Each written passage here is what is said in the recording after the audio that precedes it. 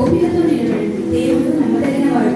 మీరు సహింపగలిగినంతకంటే ఎక్కువగా ఆయన మిమ్మల్ని శోధింపనివ్వడు. అంతేకాదు, సహింపగలుగుతూ ఆయన శోధనతో కూడా తప్పించుకున్న మార్గం ఆయన కలుగజేయండి.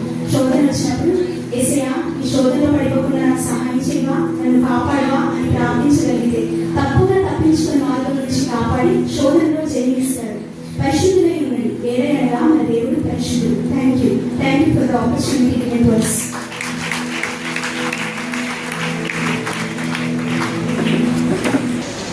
ఈ సమయంలో మరొక పర్యాయం దేవునికి వాక్యం అందరూ మన మధ్యలో మన సుపరిచితులు డాక్టర్ దత్ గారు